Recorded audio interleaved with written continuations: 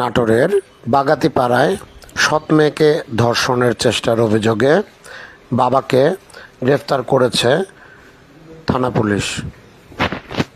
আটককৃত ব্যক্তি হলেন আমির হোসেন।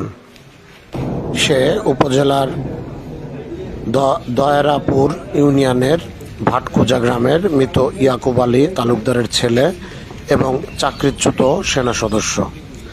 বাগাতিপাড়া মডেল থানার ভারপ্রাপ্ত কর্মকর্তা রফিকুল ইসলাম জানান, গতকাল সন্ধ্যার পর ভাটখোজা গ্রামে আমির হোসেন তার সৎ মেয়েকে ঘরে একা পেয়ে শ্লীলতাহানির চেষ্টা করে।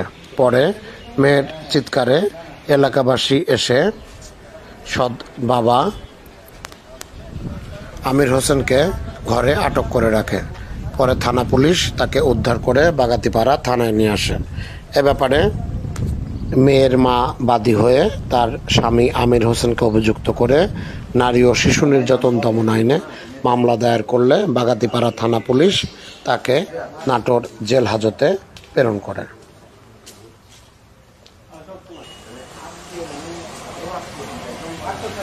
ভালো